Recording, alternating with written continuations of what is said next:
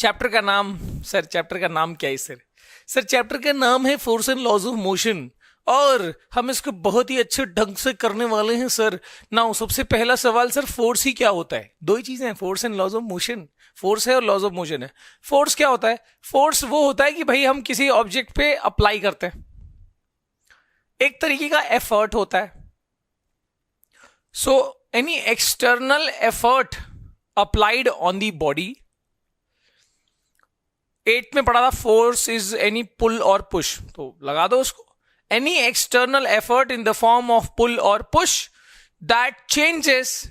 देखो कोई चीज अगर रेस्ट में है तो उसको मोशन में ला सकता है फोर्स, है ना। यहां पर देखो रेस्ट में था, लात मारी, मोशन में आ गया। सो रेस्ट से मोशन में आ सकता है कोई चीज मोशन में है तो वो रेस्ट में लाया जा सकता है। देखो ब्रेक लगाया, देखो रुक गया। सो मोशन में ऑब्जेक्ट है, उसको रेस्ट में लाया जा सकता है। और इसके अलावा क्रिकेट में देखा होगा, बॉल आ रही है एक डायरेक्शन से, मारा, बॉल को डायरेक्शन बदल गया, तो यानी फोर्स में डायरेक्शन भी चेंज किया जा सकता है, राइट। देखो बॉल आया, क्लिक किया, चला गया, है ना, इस डायरेक्शन से आ रहा था, मारा, चला गया। डायरेक्शन चेंज किया जा सकता है फोर्स अप्लाई करके, शेप भी चेंज किया जा सकता है। सो इतनी सारी चीजें हम फोर्स अप्लाई करके कर सकते हैं। So force is nothing but, once again coming to the definition, the basic definition, any external effort in the form of pull or push, जिसकी वजह से we can change the state of motion, we can change the state of rest or of motion or direction or dimension of the body, है ना। हम जैसे एक sponge ball है, उसको प्रेस किया तो छोटा साइज हो जाएगा, तो शेप साइज सब चीजें चेंज हो सकती है, ठीक है। और ये सब कुछ कर सकते हैं अपन फोर्स को अप्लाई करके। So any external effort in the form of pull और पुश दैट चेंजेस और टेंड्स टू चेंज। जरूरी नहीं है कि कोई भी चीज हर जगह फोर्स लगाओगे और वो इफेक्ट दिखाए। जैसे एक दीवार है ना, ये वॉल है, वॉल पे मैं फोर्स लगा रहा हूं, क्या वो मूव कर रहा है? क्या उसका शेप चेंज हो गया? उतना फोर्स है नहीं है ना, और फोर्स लगाना पड़ेगा उसके लिए। सो इट कैन चेंज और it can simply try to change. अब वो ट्राई टू चेंज को हम क्या बोलते हैं यहां पर? Tend to change. So any external effort in the form of pull और पुश दैट चेंजेस और tends to change the state of rest और ऑफ मोशन और डायरेक्शन और dimension of the body. Clear है? बस जोड़ते जाओ, any external effort in the form of pull and push, ठीक है, in the form of pull और पुश, ये दो चीज हो गई। फिर एक और जोड़ दो, दैट चेंजेस और टेंड्स टू चेंज, फिर ये सारी चीजें। ओके, तो यहां पर हो गया आपका फोर्स का जो डेफिनेशन है। अब फोर्स का जो फॉर्मूला है, ये ना हम न्यूटन के लॉ में जो हम सीखेंगे आगे, उसमें हम देखेंगे कि कैसे F इक्वल टू ma होता है। जैसे किसी ऑब्जेक्ट पे उसका मास है m, उसके ऊपर फोर्स लगाया तुमने F, और उसमें जो एक्सेलरेशन आया वो है a। तो इनका रिलेशन है कि अगर मान लो तुमको पता नहीं कितना फोर्स लगाया, पर मास पता है और कितना एक्सेलरेशन आया वो पता है, तो you can find out the force. Force is mass into acceleration. याद रखना भी आसान है, फादर इज इक्वल टू माँ बाप एक समान है, राइट। याद करना आसान है भाई। Okay, so F is equal to ma is very clean formula, और इसको हम देखेंगे कैसे आया, ये सेकेंड लॉ में अपन देखेंगे। ओके, इसके बाद अब देखो, अगर मैं इस फॉर्मूला में if I want, I can put the value of acceleration because I know acceleration is equal to v minus u by t भी होता है। और न्यूटन अपना काइनेमेटिकल इक्वेशन में हमने ये भी देखा ना, v square minus u square is 2as। तो a क्या हो सकता है? v square minus u square by 2s भी हो सकता है।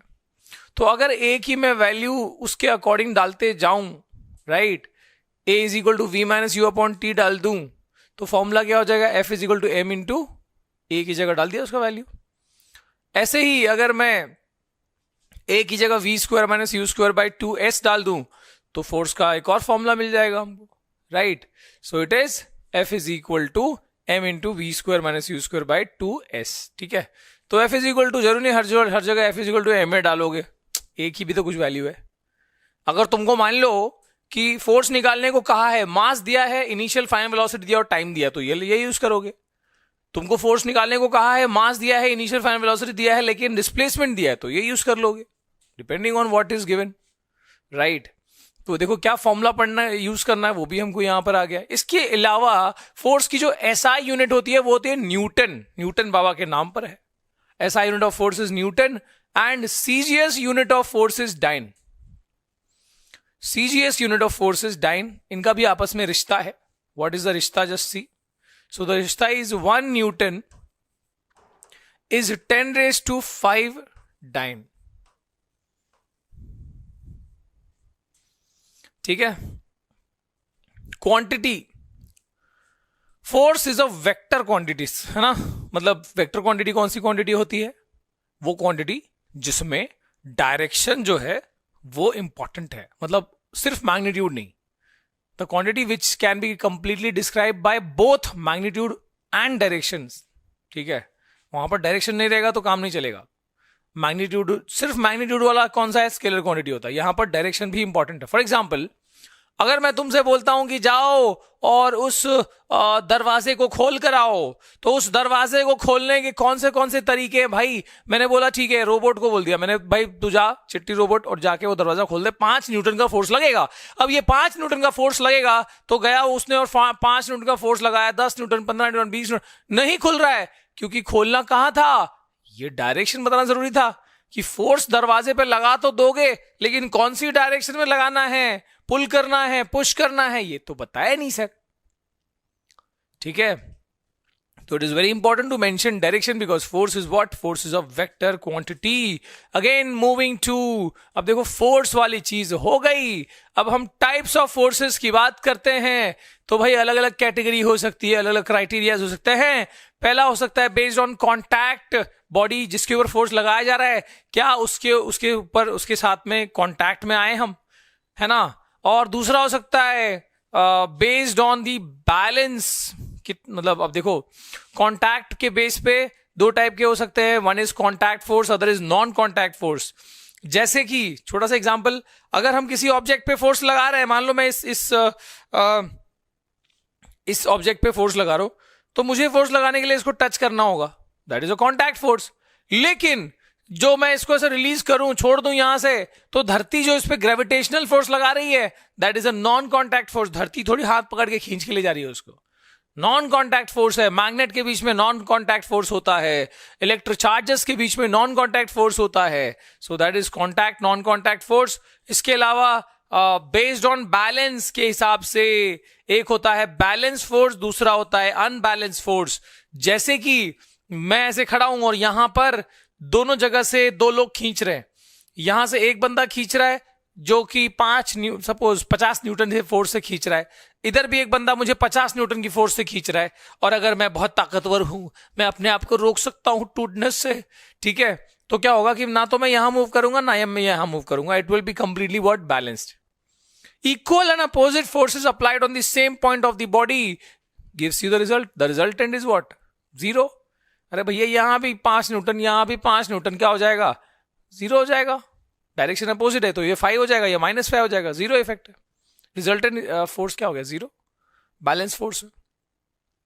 अनबैलेंस फोर्स क्या होता है सर, अरे भैया यहां पर 50 न्यूटन का फोर्स है और यहां पर मान लो 40 न्यूटन का फोर्स है, तो 10 न्यूटन से तो मैं इधर ही खींचे जाऊंगा ना मैं, सही है। So, unbalanced force is when the resultant is not 0, somewhere ज्यादा, somewhere come. Okay, so we can see this कि भाई कैटेगरी क्या क्या है, contact, non contact, based on the balancing, तो बैलेंस, नॉन अनबैलेंस। इसको थोड़ा डेफिनेशन देख लेते हैं इनका। So, इसमें सबसे पहले कॉन्टैक्ट फोर्स, जैसे ये ऑब्जेक्ट बंदा जो है, भाई चलो ढकेलो, हाँ, तो ये जो है ये धकेल रहा है भाई, दिस इज कॉन्टैक्ट फोर्स। दूर से ऐसा करेगा तो नहीं होगा, राइट। So contact force का definition, contact force is that force, is the force that is applied by object in contact. Force applied by object in contact with each other. The contact force acts on a point of direct contact between the object, between 2 objects. This force can either be continuous or continuous force or can be momentary in the देखो अब यहां पर इसका मतलब क्या है sir, इसका मतलब बड़ा आसान है कि जैसे ये बंदे ने फोर्स लगाया तो क्या है, पूरा कंटिन्यूअस धक्का मारता गया ना, that is a continuous force था ये। लेकिन मान लो पहाड़ के कोने में ये बॉक्स होता और एक लात मारा होता और ये बॉक्स सीधा नीचे, तो वहां उस केस में क्या था, मोमेंटस फोर्स, एकदम छोटे टाइम के लिए, एक बहुत ही छोटे इंपल्स के लिए फोर्स था वो, ठीक है। तो कंटिन्यूअस फोर्स भी लग सकता है, किसी ट्रक को धक्का लगाना है, मान लो फ्लैट जमीन है तो धक्का लगातार लगाना पड़ेगा, और अगर थोड़ा स्लोप है हल्का धक्का सीधा नीचे धड़ धड़ धड़, ठीक है। तो अब आते हैं तुम्हारे नॉन कॉन्टैक्ट फोर्स पे। तो नॉन कॉन्टैक्ट फोर्स में जैसे मैग्नेट है और ये ऑब्जेक्ट है, तो भैया ये देखो मैग्नेटिक फोर्स लगा रहा है, ये देखो ये चिपका, चपाक से चिपक गया, सो this is a non contact force. हालांकि बाद में फिर कॉन्टैक्ट में आ गया, लेकिन देखो दूर से खींचा ना उसको, बिना हाथ पकड़े खींच लिया उसको, वाह। सो what is non contact force? Non contact force is that force, is a force applied to object by another body that is not in direct contact with it, है ना, डायरेक्ट कॉन्टैक्ट था नहीं पर फिर भी फोर्स अप्लाई कर दिया। Non contact forces come into play when objects do not have physical contact between them और when a force is applied without an interaction. क्या बात है, क्या बात, क्या बात, क्या बात, बिना टच के ये फोर्स अप्लाई हो जाता है। इसके बाद बात करते हैं बैलेंस फोर्स की। तो भैया बैलेंस फोर्स का मतलब, मान लो ये एक ऑब्जेक्ट यहां है, एक यहां है, दोनों का जो वजन है वो है 100 न्यूटन, ठीक है, या मान लो तुम केजी में ले लो। अब बात ये हो रहा है कि ये जो बैलेंस था, ये बैलेंस कैसे रह गया, क्योंकि यहां से भी इसके ऊपर जो फोर्स लग रहा है वो 100 न्यूटन है, और यहां से भी जो फोर्स लग रहा है वो 100 न्यूटन है, और इस वजह से ना तो ये इस तरफ बेंड हो पा रहा है, ना तो ये इस तरफ बेंड हो पा रहा है। और एक छोटा सा एग्जांपल एक और ले लो, मान लो एक ऑब्जेक्ट ऐसा है और एक बंदा यहां से ढकेल रहा है उसको, एक बंदा यहां से धक्का मार रहा है, और दोनों के दोनों जो धक्का मार रहे हैं वो मान लो 100 न्यूटन का फोर्स है। सो ये सब एग्जांपल्स क्या हैं? These are balance forces. What is balance force? If the resultant of all the forces acting, जरूरी नहीं कि सिर्फ दो ही, मान लो यहां 100 न्यूटन का फोर्स एक बंदा लगा रहा है और दो बंदे मिलके यहां पर एक 50 और एक 50, या एक 70 और एक 30, तब भी क्या हो रहा है, रिजल्टेंट 0 हो रहा है। इसलिए बोला जा रहा है कि the resultant of all the forces acting on the body sums up to 0, then the forces acting on the body are known as balance forces। आई बात समझ में? बहुत बढ़िया, आगे देखते हैं। अनबैलेंस फोर्स की हम बात करते हैं। तो अनबैलेंस फोर्स में मान लो इधर भारी है या उधर हल्का ऑब्जेक्ट है, अब क्या होगा, वो उधर भारी है तो नीचे लटक जाएगा। सो दिस इज अनबैलेंस फोर्स। ऐसे ही अगर मान लो एक ऑब्जेक्ट है और उस ऑब्जेक्ट पे यहां से 100 न्यूटन से धक्का मारा जा रहा है और यहां से 80 न्यूटन से धक्का मारा जा रहा है, so the net force is not 0, ये असल में 20 न्यूटन का फोर्स इस तरफ रह जाएगा 100 के डायरेक्शन में, है ना। 100 और ये 80 माइनस हो जाएगा तो 20 न्यूटन बचा। So what is unbalanced force? When the resultant force acting on the body is not equal to 0, not equal to 0. The force acting on the body is said to be unbalanced force. ठीक है मित्रों, बहुत बढ़िया। तो देखो अपन ने क्या क्या पढ़ लिया अभी तक। अपन ने पढ़ लिया फोर्स क्या होता है, क्या होता है, रिकॉल करो। Any external effort in the form of pull or push that changes or tends to change the state of rest or of motion or direction or dimension of the body. Force की SI unit Newton, CGS unit dyne, 1 Newton is to 5 dyne. Force is a vector quantity, और इसके अलावा क्या था, force is equal to MA, और फिर contact non contact और balance unbalance. इतनी चीज पढ़ी यार, देखो कितना हमने उसको समराइज कर दिया। आगे देखते हैं, आगे कमिंग टू इनर्शिया। भैया इनर्शिया क्या होता है? इनर्शिया और मोमेंटम, ये दो चीज पढ़ेंगे पहले हम, ठीक है, उसके बाद हम लॉज ऑफ मोशन पे जाएंगे। सो इनर्शिया जो है वो क्या होता है देख लो, the tendency of objects to remain in state of rest और to keep moving uniformly is called inertia. क्या मतलब है sir? The tendency of objects to remain in state of rest और टू कीप मूविंग यूनिफॉर्मली। ठीक है, कोई चीज अगर रेस्ट में है तो वो रेस्ट में रहने की अपनी पूरी कोशिश करता है ना। मान लो एक ग्लास में पानी रखा है यहां पर, क्या ये पानी अपने आप मूव करने लगेगा? चलो भाई आज नाचने का मन कर, नाचने लगेगा अपने आप? नहीं, वो रेस्ट में है, वो रेस्ट में रहने की पूरी कोशिश करेगा। और कोई ऑब्जेक्ट अगर मोशन में है, मूव कर रहा है, तो बिना फ्रिक्शन, बिना किसी एक्सटर्नल रोक टोक के वो रुक भी नहीं सकता। इसका मतलब ये होता है कि नेचर ने एक बात तो फिक्स कर रखी है कि जो चीज जिस हालत में होगी उसी हालत में रहने की पूरी कोशिश करेगी, और उसी चीज को, उसी टेंडेंसी को इनर्शिया कहते हैं। तो देखो, मैं ऐसे भी डिफाइन कर सकता हूं the tendency of object to remain in state of rest और ऑफ मोशन, या फिर मैं ऐसे भी कह सकता हूं कि the inability of a body to change its state. कोई भी बॉडी अपने मौजूदा जो उसका स्थिति है, स्टेट है, उससे वो अपने आप को, उसका स्टेट चेंज हो जाए, इसमें वो अनेबल है। सो इसलिए the inability of a body to change its state of rest और of uniform motion is called what? Inertia. ठीक है, तो इनर्शिया के भी प्रकार है भैया, याद रखना, ये बहुत ही इंपॉर्टेंट है। Inertia of rest, inertia of motion, inertia of direction. Inertia of rest, inertia of motion, inertia of direction. Definition देख लो ध्यान से। The tendency of a body to remain in state of rest और to keep moving uniformly is called inertia. ठीक है, नाम से समझ में आ रहा है इनर्शिया ऑफ रेस्ट क्या होगा यार? कोई चीज रेस्ट में रहेगी तो रेस्ट में ही रहने की कोशिश करेगी। इनर्शिया ऑफ मोशन क्या है? कोई चीज मूव कर रही है तो अपने आप को वो उसी स्टेट ऑफ मोशन में बरकरार रखने की कोशिश करेगी। और अगर कोई चीज किसी एक डायरेक्शन में जा रही है और अचानक डायरेक्शन बदला गया तो भी वो अपने पुराने डायरेक्शन को फॉलो करने की कोशिश करेगी। फॉर एग्जाम्पल, चलो आ जाओ देख लेते हैं, पिक्चर से समझ लेते हैं। Tendency of objects to remain in the state of rest और keep moving uniformly is called inertia. ठीक है, जैसे इनर्शिया ऑफ रेस्ट की अगर हम बात करें, अगर मान लो कि ये एक ग्लास है, एक कार्डबोर्ड रख दिया, उस पर एक सिक्का रख दिया, पन्ने कॉइन रख दिया, और अब हम क्या कर रहे हैं? अब हम इसको मारेंगे फ्लिप करेंगे। ठीक है, और जब हम इसको कर रहे हैं फ्लिप, तो भैया क्या हो रहा है यहां पर? वापस देखो, जब हम इसको कर रहे हैं फ्लिप,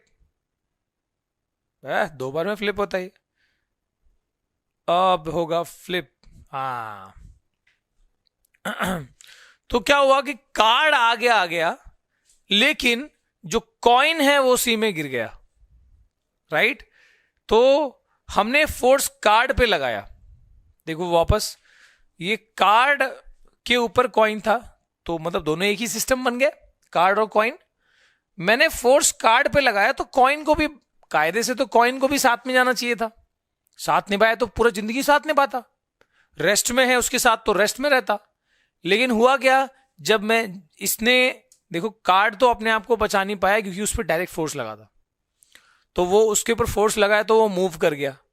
पर उसके ऊपर जो कॉइन रेस्ट में था, वो अपने आप को रेस्ट में रखने की जो इनर्शिया ऑफ रेस्ट है, उस वजह से it is trying to maintain at that state of rest. इसलिए ये चीज, नीचे वाली चीज मूव होने के बाद भी वो रेस्ट में रहने की कोशिश कर रहा था, और इसलिए वो उसी पोजीशन पे रह गया। बेसिकली वो ग्लास में गिर गया बिकॉज ऑफ ग्रेविटी, पर बेसिकली वो आगे नहीं आया। So this is inertia of rest.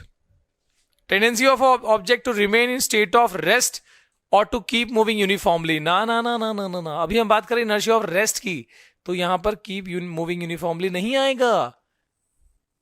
Tendency of body to remain in state of rest, यहीं तक आएगा तुम्हारा इनर्शिया ऑफ रेस्ट। ठीक है, ये एक्चुअली पूरा डेफिनेशन आ गया है। ठीक है, और इनर्शिया ऑफ मोशन की अगर हम बात करें, इनर्शिया ऑफ मोशन की बात करें, ठीक है, अच्छा ये ना, ये बेसिकली पूरा इनर्शिया का डेफिनेशन दिया है। अब यहां पर ध्यान दो, इनर्शिया ऑफ मोशन क्या है कि कोई चीज मोशन में है ना, तो वो मान लो एक कार मूव कर रहा है, अचानक से ब्रेक लगा, देखो बंदा आगे झटका से आगे चला गया थोड़ा सा। ऐसे होता है ना कि मूविंग कार में सीधे जा रहे हो, जैसे ब्रेक लगा एक आगे का झटका लगता है, देखो। तो यहां पर सीट से थोड़ा आगे तरफ, इसलिए सीट बेल्ट होता है ना रुकने के लिए, तो ये आगे का एक जर्क लग रहा है। And this is inertia of motion, कि ये कार जब मूव कर रहा था तो ड्राइवर भी मूव कर रहा था उसी स्टेट उसी स्पीड में। जैसे ही ब्रेक लगा कार तो रुक गई, पर ड्राइवर जो है जो मूव कर रहा था with that again that speed, वो अपने आप को उसी स्टेट ऑफ मोशन में रखने की कोशिश कर रहा था, इसलिए वो आगे जा रहा था। पर कार तो रुक गई है, तो ये थोड़ा सा ही आगे जा पाया और एक्चुअली इसको सीट बेल्ट ने बचाया।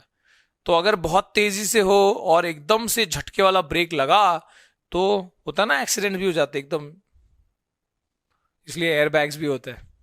Okay, so this is inertia of motion. भाई सिंपल सा बात है, मान लो तुम एक ट्रेन में हो या बस में हो, तो काफी दफा ये देखा होगा कि ट्रेन मतलब रुकी हुई है, रेस्ट में है, पूरा सिस्टम ट्रेन या बस रेस्ट में है। मान लो ट्रेन ही है, तो जब स्टेशन पे रुकी है तो तुम भी रेस्ट में हो, पर जैसे ही एकदम से चलना शुरू होती है ट्रेन, तो हमको एक पीछे का झटका मिलता है, राइट? क्यों? ट्रेन आगे मूव कर रही है, पर हम अपने उसी पुराने पोजीशन को मेंटेन करने की ये हमारा बॉडी में कोशिश कर रहा है, पर अल्टीमेटली मूव करेगा ही, बिकॉज हम तो कनेक्टेड है। ठीक है, तो इसलिए ये सर जो है असल में पीछे नहीं जा रहा है, वो असल में पुराने पोजीशन की तरफ ही था, तुम आगे जा रहे हो। It is trying to maintain that older state of rest.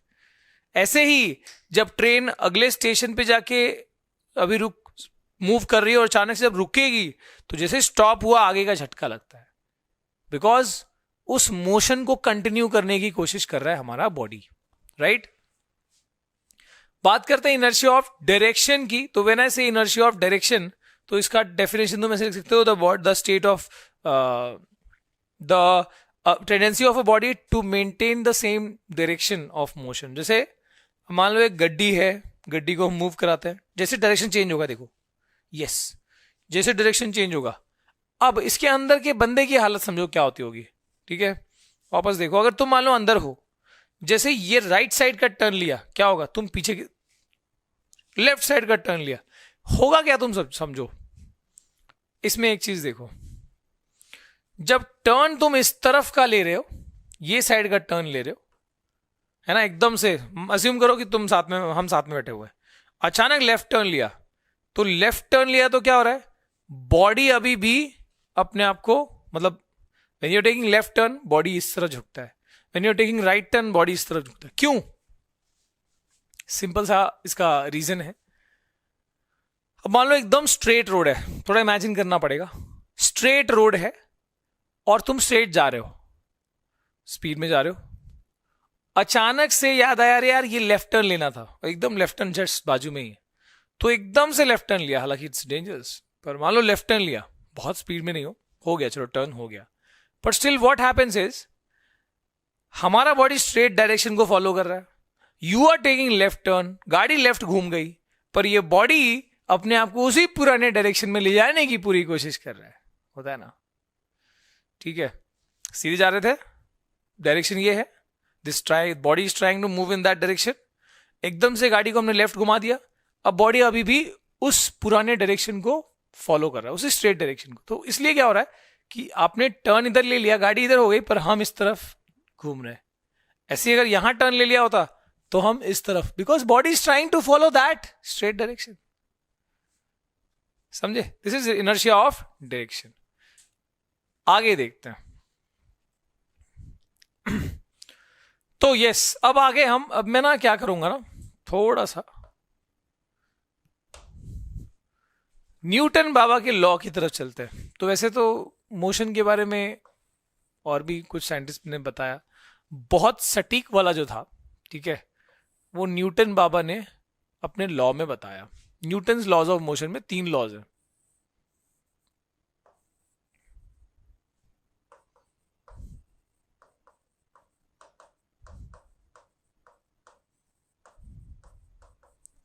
ठीक है, कौन सा है? जो फर्स्ट लॉ है वो असल में ना इनर्शिया के बारे में ही बताता है ना? तुम डेफिनेशन देखो तो एकदम सेम इनर्शिया का ही पूरा फील आ जाएगा। फर्स्ट लॉ को लॉ ऑफ इनर्शिया कहते हैं। The first law is called law of inertia.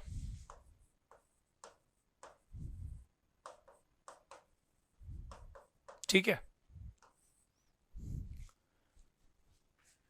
जो दूसरा लॉ है जो सेकेंड लॉ है न्यूटन लॉज ऑफ मोशन का, वो असल में ना मैंने बोला था कि ये मोमेंटम के बारे में कुछ बताएगा, और असल में ये फोर्स का एक फॉर्मूला देगा. Force will be equal to mass into acceleration, जो मैंने बताया, ये फॉर्मूला इसी में से निकलने वाला, डिराइव होने वाला है. और जो थर्ड लॉ है ये बड़ा आसान है, कई लोगों को पहले से ही पता होता है. For every action there is equal and opposite reaction. तो ये वही है थर्ड लॉ. ये एक्शन और रिएक्शन के बारे में बताता है कि जितना एक्शन होगा उतना ही रिएक्शन होगा. For every action there is equal and opposite reaction. तो मान लो अगर दो ऑब्जेक्ट्स टकरा रहे हैं या फोर्स आपस में कांटेक्ट में आ रहे हैं, this is applying a force of F1 and this is applying a force of F2, तो मैं ये कह सकता हूं कि बोथ, मान लो ये रेस्ट में भी था और इसने फोर्स लगाया, तब भी द फैक्ट इज कि दोनों फोर्सेस का मैग्नीट्यूड इक्वल है, बस उनका डायरेक्शन अपोजिट है, इसलिए मैं माइनस साइन डाल रहा हूं. ठीक है, so this is by third law, और यही चीज हम यहां पर देखने वाले. अच्छा, मोमेंटम के बारे में एक सिंपल सा याद रखो, मैं आगे बताऊंगा, पर स्टिल मोमेंटम को P लेटर से रिप्रेजेंट करते हैं, and it is simply equal to, एक ऑब्जेक्ट है जिसका मास m है, उसकी वेलोसिटी v है. Momentum is given by mass into velocity. Momentum is given by mass into velocity. तो मोमेंटम की यूनिट क्या होगी तुम बताओ? मास की यूनिट होती है केजी और वेलोसिटी की metre per second. So momentum की यूनिट होगी केजी मीटर पर सेकेंड. याद रखो, आगे हम देखेंगे वैसे. So momentum is mass into velocity and the unit is KG metre per second. अगर सीजीएस यूनिट होगी तो ग्राम सेंटीमीटर पर सेकेंड होगा. राइट, चलो देखते हैं भैया, इसको हटाता हूं मैं. So Newton's first law of motion को अगर हम बात करें तो क्या है?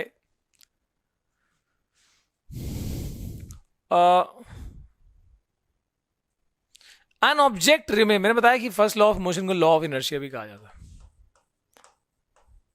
लॉ ऑफ इनर्शिया भी कहा जाता है.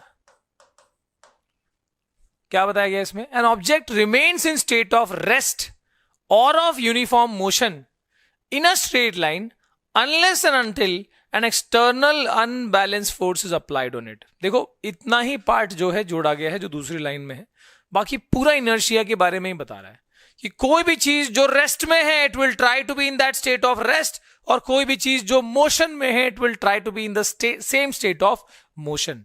ऐसा वो कब तक कर पाएगा? जब तक कि कोई एक्सटर्नल अनबैलेंस फोर्स आके उसको, उसकी तपस्या को भंग नहीं कर देता, है ना. अगर कोई चीज रेस्ट में है, मैं जाके फोर्स लगा के उसको मूव तो कर ही सकता हूं ना. External unbalance force, balance force से काम नहीं चलेगा भाई. तुम अगर मान लो मेरा ग्लास है वहां पर, उसको मैं दोनों साइड से इक्वल फोर्स लगा रहा हूं, कैसा काम चलेगा रे बाबा? मूव नहीं करेगा. So it has to be unbalance force. So any object remain in state of rest और ऑफ यूनिफॉर्म मोशन, कब तक? Because of the inertia. पर ऐसा कब तक होगा? Unless and until an external unbalance force is applied on. जैसे ये बाल है, इसको फोर्स लगा दिया गया, मार दिया गया, अब देखो मूव कर रहा है ना. तो ये रेस्ट में था, अब इसको कोई ऐसे why is this is at rest? Because ये अपने धर्म का पालन कर रहा है, ये इनर्शिया ऑफ रेस्ट के तहत ये रेस्ट में ही रहेगा. कब तक रहेगा? जब तक कि कोई फोर्स नहीं लग जाता अनबैलेंस. बैलेंस फोर्स तो अब भी लग रहा है. देखो, बैलेंस फोर्स अब भी है, ये ग्रेविटी के ऊपर, मतलब दिस इज, इसका वेट है जो डाउनवर्ड्स है और अर्थ इसके ऊपर एक रिएक्शन दे रहा है. तो बैलेंस फोर्स तो इनफैक्ट है ही, चारों तरफ से एयर का पार्टिकल्स का फोर्स एंड ऑल, वो पूरा बैलेंस्ड है. अनबैलेंस फोर्स जैसे ही लगा तो ये रेस्ट से मोशन में आ जाएगा. देखो, तो ball moves only when the force is applied. ठीक है, तो कोई भी चीज रेस्ट में तब तक रह पाएगी जब तक कोई अनबैलेंस फोर्स नहीं लग रहा, और जैसे ही अनबैलेंस फोर्स लग गया वो मोशन में आ गया. ठीक है, आई बात समझ में? Yes, is it clear everyone? बहुत है, बढ़िया. दिस इज वेरी सिंपल यार. मतलब अब स्टेटमेंट लेकिन याद करना जरूरी है, इसमें ज्यादा मैनिपुलेशन नहीं कर सकते. एनी ऑब्जेक्ट, एन ऑब्जेक्ट की जगह यहां एनी डाल दो. Any object remains in state of rest or of uniform motion unless and until an external unbalanced force is applied on it. देखो, न्यूटन बाबा भी खुश हो गए, वाह क्या बात है, सही बोला. ठीक है, so this is called law of inertia, क्योंकि ये असल में इनर्शिया की हालत को ही बता रहा है, इनर्शिया को ही फर्दर एक्सप्लेन कर रहा है. अगर हम बात करें अपने सेकेंड लॉ से पहले, I have to explain you the momentum वाला फैक्टर. मैंने ऑलरेडी बता दिया, momentum is a measure of moving. अच्छा, इनर्शिया के बारे में एक बात आप याद रखना कि जो इनर्शिया होता है किसी ऑब्जेक्ट का कम हो सकता है, किसी ऑब्जेक्ट का ज्यादा हो सकता है. अब मान लो एक छोटा सा पत्थर है और एक बड़ा पत्थर है, किसका इनर्शिया ज्यादा होगा? सर बड़ा आसान है, सिंपल सा बात है. जिसको मूव करने में ज्यादा मेहनत लगेगी, ज्यादा फोर्स लगेगा, ऑफ कोर्स उसका इनर्शिया ज्यादा है. यानी छोटे पत्थर को मूव करना आसान है, थोड़े से फोर्स से काम चल जाएगा. पर बड़े पत्थर को मूव करने में हमको ज्यादा फोर्स की रिक्वायरमेंट होगी. तो inertia of the smaller stone is less, large bigger stone is more. Smaller bigger, तो सर अगर मैं बड़ा थर्माकोल ले लूं तो क्या उसको मूव करना मुश्किल है? नहीं. तो क्या ये वाकई में साइज के ऊपर डिपेंड कर रहा है या मास के ऊपर डिपेंड कर रहा है? Yes, the inertia is simply the measure of the mass. या फिर तुम ये कह सकते हो कि किसी ऑब्जेक्ट का इनर्शिया उसके मास पे बिल्कुल डिपेंड करता है. यानी उसका मास कम होगा तो उसको मूव करना या उसका इनर्शिया को चेंज करना जो है वो आसान होगा. यानी मास लेस तो इनर्शिया लेस, मास मोर तो inertia more. I hope this point is clear, कि बहुत अच्छे से याद रखना है इसको. ठीक है, आगे चलते हैं और मोमेंटम की बात करते हैं. जैसे मैंने बताया, momentum is a measure of moving objects that is product of its mass and velocity. ठीक है, कोई भी ऑब्जेक्ट मूव कर रहा है तो तभी उसका मोमेंटम जो है वो लॉजिकली आएगा, नहीं तो जीरो ही रहेगा. क्यों? क्योंकि ये मास इनटू वेलोसिटी है. It is a product of mass and velocity. ठीक है, P is equal to mv.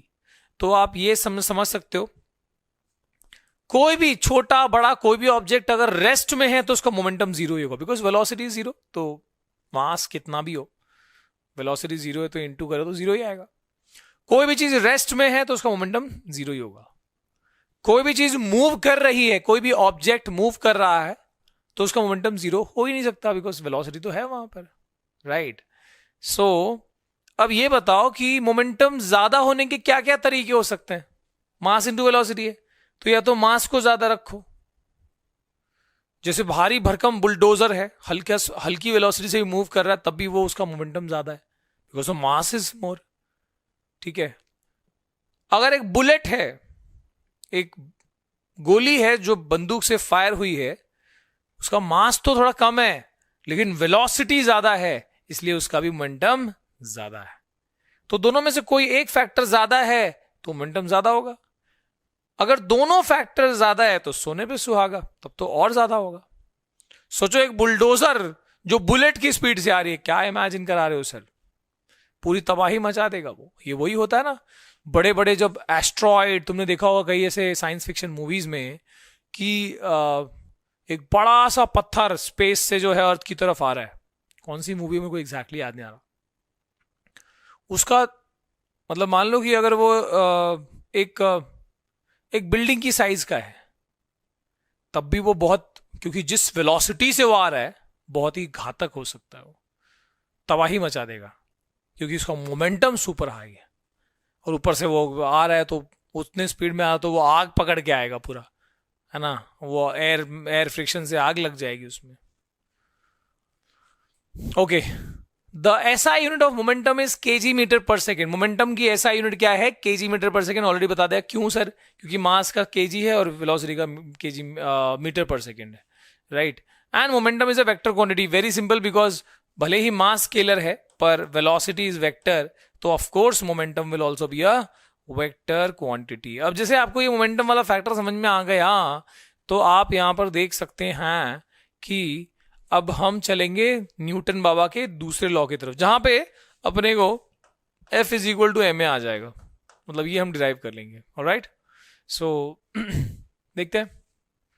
So the rate of change of momentum of a body is directly proportional to applied unbalanced force in the direction of the force. ठीक है, the rate of change of momentum is directly proportional to the applied unbalanced force in the direction of force. इसको ना हमें अभी थोड़ा हमको mathematically करना होगा. ठीक है, तो जैसे अभी I won't take this part, ठीक है, पहले आप देख लो कि एक ऑब्जेक्ट है जिसका मास है m, इसकी ये मूव कर रहा है ऑलरेडी, इसकी वेलोसिटी है u, ठीक है।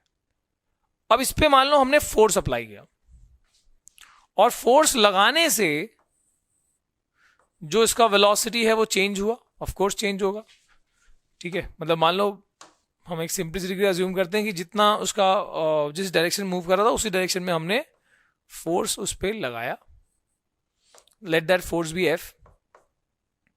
तो इस फोर्स अप्लाई करने से इसकी वेलोसिटी जो है वो चेंज हुई है, इसकी वेलोसिटी चेंज हुई है, ओके।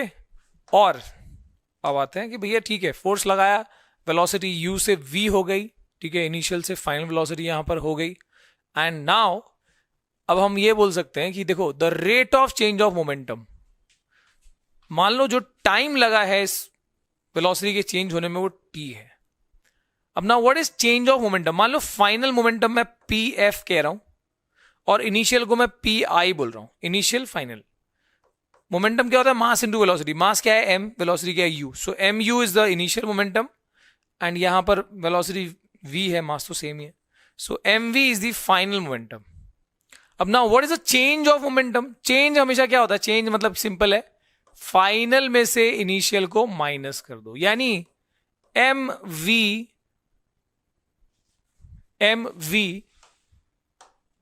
माइनस mu है ना, सो mv माइनस mu, ये क्या हुआ, this is change of momentum, change of momentum. अब बात हो रही है यहां पर चेंज ऑफ मोमेंटम नहीं बोला, यहां बोला है the rate of change of, थोड़ा मैथमेटिकल है, ऐसे डायरेक्टली समझ नहीं आ रहा है, थोड़ा mathematical. The rate of, rate जब भी आता है तो divide by time, acceleration is rate of change of velocity, तो v minus u upon t करते थे हम। सो व्हेन आई से rate of change of momentum, तो यानी यहां पर rate of change of momentum क्या होगा, सो सिंपली क्या करो, चेंज ऑफ मोमेंटम लिख दो और डिवाइड बाय टाइम लिख दो, सो ये हो गया rate of change of momentum. अब यहां अब देखो क्या दिया हुआ है, the rate of change of momentum of the body is directly proportional to the force applied and in the direction of force. तो यानी जो फोर्स है वो क्या था, F, तो आप अभी स्टेटमेंट के अकॉर्डिंग क्या कह सकते हो, एज पर दी स्टेटमेंट न्यूटन बाबा का जो सेकेंड लॉ वो यही है कि वो जो फोर्स वाला फैक्टर है it is proportional to this, right, यानी rate of change of momentum mu by t। तुम बोलोगे सर इसकी क्या रेलेवेंस है, क्या इंपॉर्टेंस है, इसी से F is equal to ma आएगा, याद रखना, ठीक है। So force is proportional to rate of change of momentum, बस वही है स्टेटमेंट, है ना। इसका इंपैक्ट बहुत ज्यादा आएगा, इसका एप्लीकेशन काफी अच्छा है। In fact the second law is called the real law of motion, इससे ही फर्स्ट और थर्ड लॉ भी निकाले जा सकते हैं। ये सब तुम आगे सीखोगे, not in 9th class, but still F is proportional to m v minus mu upon t, ठीक है। अब देखो दो स्टेप में ये भी आ जाएगा। So if I go on writing again, continue करूं इसी को मैं। अब इसमें क्या होगा, if I take it here suppose, so F is proportional का साइन अगर हटाते हैं, इक्वल टू डालते हैं, तो एक कांस्टेंट लगाना पड़ता है, राइट। और ब्रैकेट में लिख दो बाकी चीजें, m v minus mu by t। अब एक सिंपल सी बात है, इसमें से m को कॉमन निकालो, बाहर निकालो, सो क्या हो जाएगा, F is equal to k, m बाहर निकाल लिया, अंदर क्या बचा, v minus u by t बचा। अब ये बताओ v minus u by t क्या होता है, rate of change of velocity is acceleration, so F is equal to k into m into a आ गया, ठीक है। अब देखो ये कांस्टेंट ऑफ प्रोपोर्शनैलिटी है k, हर जगह इसकी वैल्यू 1 नहीं होती, ये बहुत बच्चे कंफ्यूज होते हैं।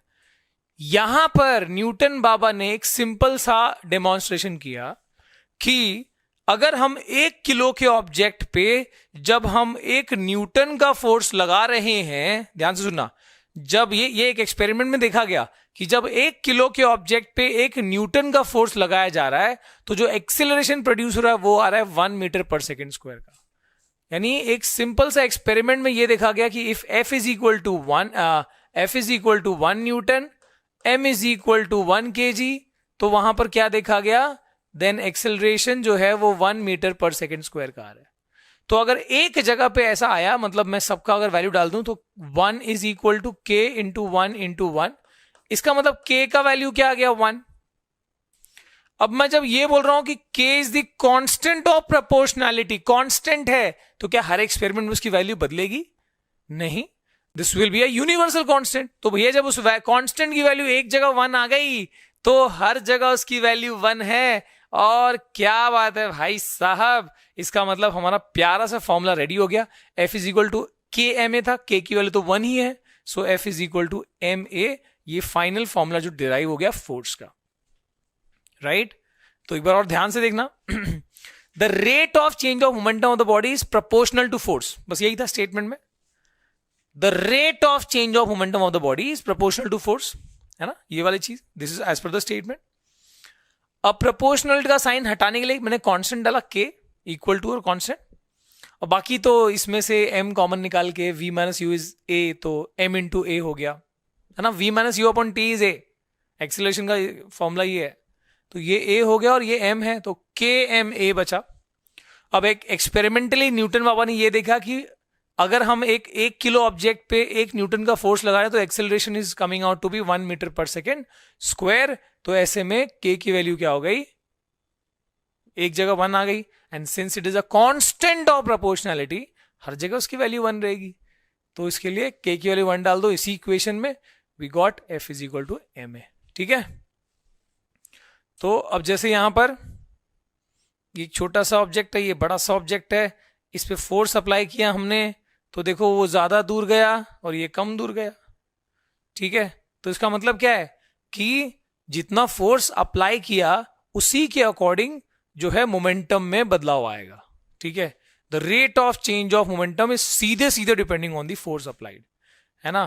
तो दोनों पे मान लो सेम अमाउंट ऑफ फोर्स लगाया, फिर भी ये ज्यादा तेजी से कैसे आगे चला गया, बिकॉज उसमें मास कम था इसलिए वेलोसिटी ज्यादा प्रोड्यूस हुआ, है ना। इसमें मास ज्यादा था इसलिए वेलोसिटी कम प्रोड्यूस हुआ। Same in this case. ठीक है, ये मोटू बाबा, पतलू बाबा, ठीक है, मास कम है, ज्यादा वेलोसिटी का मतलब फोर्स का ज्यादा असर हो रहा है।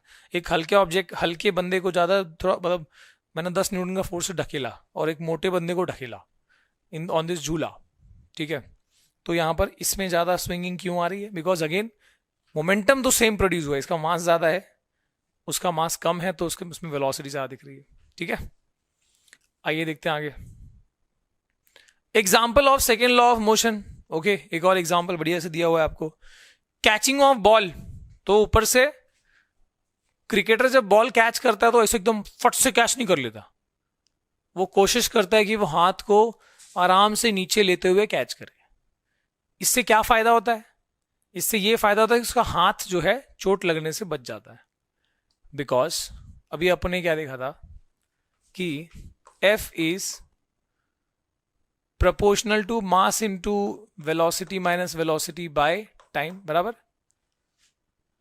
अब ये बताओ कि जब वो बॉल आ रहा है तो क्या उसको, उसकी स्पीड को हम कंट्रोल कर सकते हैं? उसकी स्पीड जिस स्पीड से आ रहा है वो आ ही रहा है, मतलब उसकी इनिशियल वेलोसिटी तो फिक्स ही है, उसको चेंज नहीं कर सकते हम, कांस्टेंट है वो। तो फाइनली हमको रेस्ट में ही लाना है।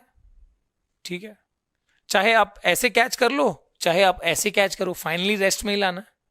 ठीक है, तो यानी उसका मास भी फिक्स है, तो जितनी चीजें फिक्स है ये सब कांस्टेंट है ना। वो जितनी स्पीड से आएगा वो आएगा ही, स्टॉप करना है तो जीरो ही करना है, मतलब इतना चीज कांस्टेंट है। तो क्या मैं ऐसे लिख सकता हूं फोर्स इज इनवर्सली प्रोपोर्शनल, बस ये सब तो कांस्टेंट हो गया ना, मिला दो प्रोपोर्शनल में, तो force is inversely proportional to time.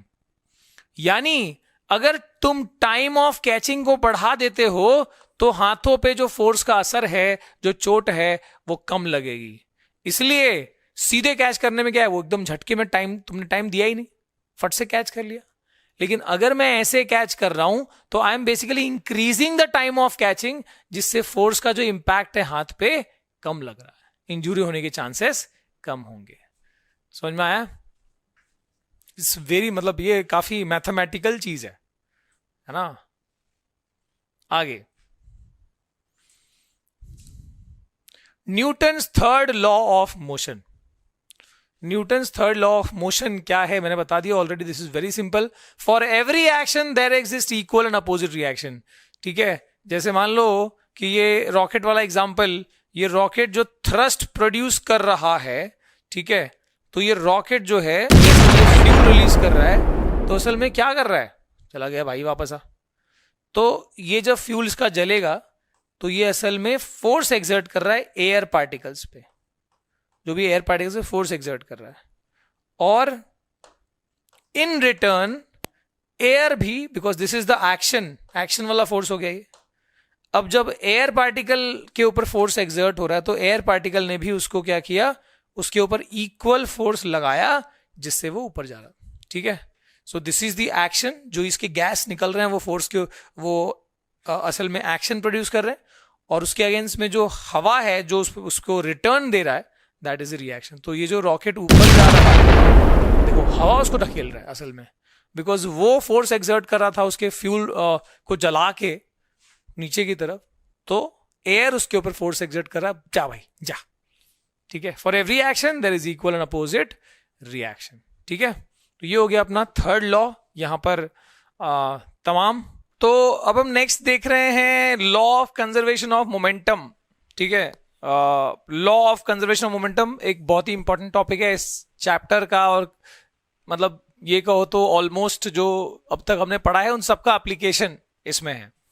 Okay, तो अब इसका स्टेटमेंट देख लो पहले. During any collision the total momentum before collision is always equal to total momentum after collision.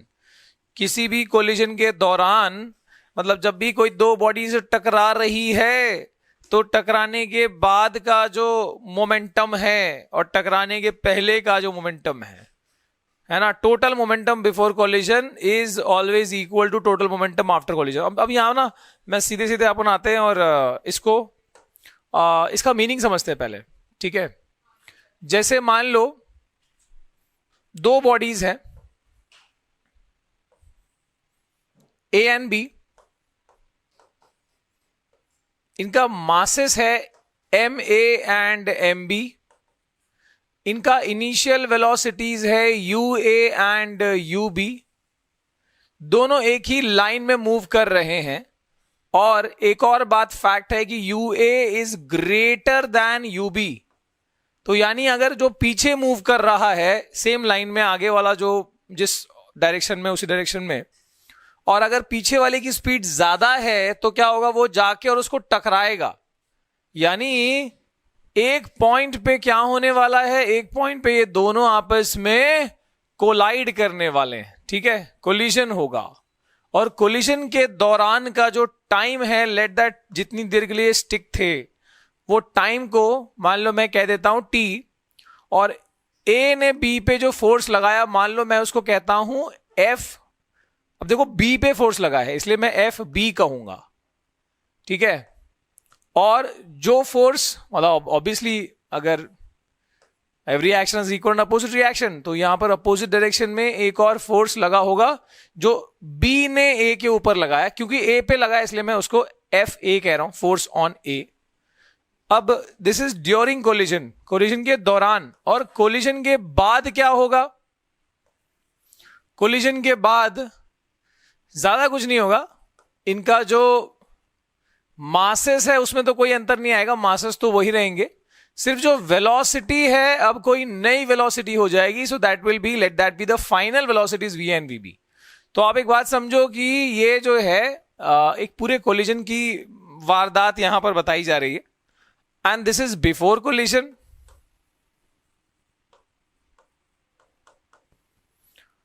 This is after collision,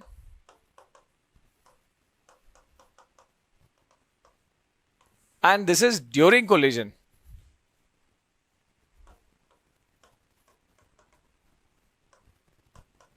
ठीक है, हमको प्रूव क्या करना है वो भी देख लो.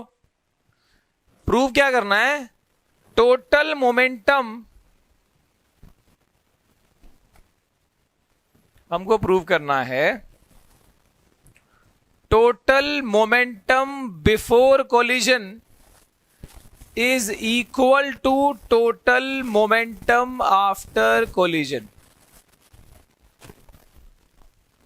ठीक है, इसका मतलब ये कि बिफोर कोलिजन इसका मोमेंटम क्या है, ma बिफोर कोलिजन बी का मोमेंटम क्या है, mb and this is equal to after collision momentum क्या है, तो ma प्लस mb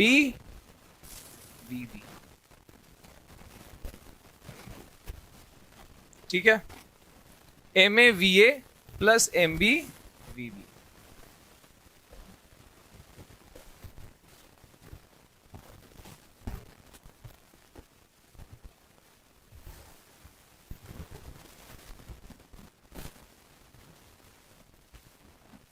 ये हमको प्रूव करना है।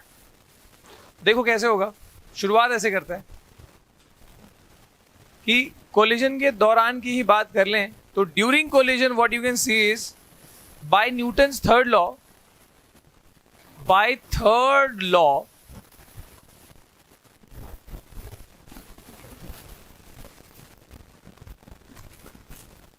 F A is equal to minus of F B, यानी फोर्स ऑन ए है ना, इक्वल अपोजिट फोर्सेस है दोनों, है ना, तो यानी डायरेक्शन माइनस क्यों है, क्योंकि अपोजिट डायरेक्शन में, बाकी मैग्नीट्यूड दोनों का सेम है, तो force is equal to mass into acceleration होता है। तो क्या मैं इसको लिख सकता हूं, मास ऑफ ए, है ना, फोर्स ऑन ए है तो force on A will be obviously mass of A into acceleration of A, and this is equal to negative of mass of B into acceleration of B,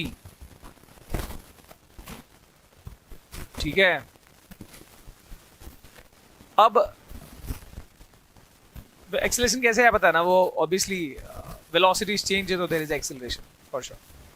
तो acceleration को हम क्या लिख सकते हैं ये बताओ, ma, now acceleration is final velocity minus initial velocity, सब ए का होगा, बाय टाइम ऑफ कोलिजन जो कि t है, upon is equal to minus of mb, और यहां पर क्या आएगा, acceleration of b, so this is final velocity of b minus initial velocity of b upon time of collision. अब ये दोनों t जो है वो कैंसिल हो जाएगा और ये यहां पर ऐसे मल्टीप्लाई होगा, ये यहां पर ऐसे मल्टीप्लाई होगा, राइट। तो बताओ ये मल्टीप्लाई करके क्या आ रहा है, so this is ma minus ma is equal to, ये माइनस mb अंदर जा रहा है तो माइनस ऑफ mb vb, और ये देखो माइनस mb और इंटू माइनस ub, तो ये हो जाएगा माइनस माइनस हो गया प्लस, प्लस mb ub, सही है। अब बस जहां माइनस है वो माइनस को अगली साइड भेज दो, जहां भी माइनस वाला फैक्टर है उसको अगली साइड भेज दो कि प्लस हो जाए, सो ये हो जाएगा ma va, ये माइनस है प्लस हो गया, plus mb vb is equal to, ये इधर आके प्लस हो गया, ma ua, और ये ऑलरेडी है mb ub, ठीक है। तो अब देख सकते हो आप ये जो चीज हो गई, because this is initial momentum of a and this initial of b, तो ये हो गया टोटल इनिशियल मोमेंटम, और ये फाइनल मोमेंटम ऑफ ए है और ये फाइनल ऑफ बी है, तो यानी ये हो गया total final momentum. So it was very easy, I think अपन ने थर्ड और सेकेंड लॉ लगाया, थर्ड लॉ में के हिसाब से ये फोर्स इक्वल अपोजिट थे, और F is equal to ma, ये सेकेंड लॉ है। उसके बाद हमने बस एक्सेलरेशन की वैल्यू पुट करी और उसके बाद टाइम कैंसिल करके रीअरेंज किया, वी गॉट दिस, ठीक है। ये डेरिवेशन भी वैसे आता है बच्चों, और you have to keep this practice, okay. इसके ऊपर बेस्ड न्यूमेरिकल्स भी आते हैं, कई न्यूमेरिकल्स हमने ऑलरेडी करे हुए हैं चैनल पे, you can go and check, ठीक है, और भी आगे करते रहेंगे वैसे, ठीक है। और इसके बाद बात करते हैं रिकॉइल एंड मजल वेलोसिटी की। So now what is recoil and मजल वेलोसिटी? ये रिलेटेड है किसी बंदूक से जब गोली फायर होती है। तो जब गोली फायर होती है तो इसमें जो गोली की वेलोसिटी होती है उसको मजल वेलोसिटी कहा जाता है, ठीक है। जो बुलेट की वेलोसिटी होती है, जो बुलेट निकलता है, बुलेट की जो वेलोसिटी होती है, that is called velocity of bullet. जब मैं लिख रहा हूं तो दैट इज कॉल्ड द मजल वेलोसिटी। ऑलराइट। और ये गन जो पीछे आ रहा होता है, जो पीछे झटका देता है, बंदूक फायर होने के बाद पीछे झटका देता है, उसी प्रोसेस को रिकॉइल कहा जाता है। और उसकी जो गन की वेलोसिटी है after that firing is called the recoil velocity, is called the recoil velocity. तो ये हुआ मजल वेलोसिटी और वो हुआ रिकॉइल वेलोसिटी। तो आप एक सिंपल सा, मैं आपको इमेज दिखा, देखो ये जब फायरिंग हो रही है तो ये कैसे पीछे की तरफ झटका दे रहा है, देख रहे हो। और ये शोल्डर की तरफ अच्छे से पकड़ के रखा है। अगर ये शोल्डर की तरफ नहीं पकड़ेगा ना तो एकदम जोर से झटका मारेगा, हाथ वाथ, मतलब दिस इज सो डेंजरस कि शोल्डर भी उखड़ सकता है, इतना ज्यादा झटका होता है, ठीक है। तो इस रिकॉइल के बारे में बात हो रही है और इसका हम एक what we can do is, हम इसके ऊपर एक इक्वेशन बना लेते हैं, ठीक है। आ जाओ। सो अब देखो, बिफोर फायरिंग करने से पहले अगर मैं बात करूं गन की या मैं बात करूं बुलेट की, तो फायरिंग करने से पहले गन की वेलोसिटी भी 0 थी और बुलेट की इनिशियल वेलोसिटी भी क्या थी? 0 थी बिफोर फायरिंग। अब after firing, this is just like collision, है ना। ये एक्चुअली कोलिजन ही है जो गन और बुलेट के बीच में होगा। आफ्टर फायरिंग करने के बाद क्या हुआ? गन के पास एक रिकॉइल वेलोसिटी आई और बुलेट की वेलोसिटी को हम क्या कहते हैं? मजल velocity.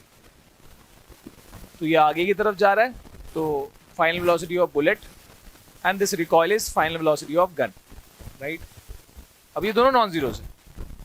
Late the mass be, gun का मास है mg और बुलेट का मास भी mb। तो बस वही सेम फॉर्मूला लगाते हैं। टोटल मोमेंटम बिफोर फायरिंग या before collision is equal to total momentum after collision. So what is that? Initial mass of gun into initial velocity of gun plus mass of bullet into initial velocity of bullet is equal to mass of gun into final velocity of gun plus mass of bullet into final velocity of bullet, ठीक है। तो इस तरीके से हो गया। अब देखो दोनों का इनिशियल 0 है, तो ये भी 0 हो गया और ये भी 0 हो गया। 0 into anything is 0, तो पूरा लेफ्ट साइड जो है हमारा 0 बन गया और राइट साइड में है mg vg प्लस यहां पर है mb vb। सही है। तो ये हो गया तुम्हारा फॉर्मूला। और जब भी रिकॉइल और मजल वेलोसिटी का क्वेश्चन होगा तो इसी फॉर्मूला से होगा, because there the total initial momentum is 0। तो ऑब्वियसली आप ये फॉर्मूला लगा के और डायरेक्टली सॉल्व कर सकते।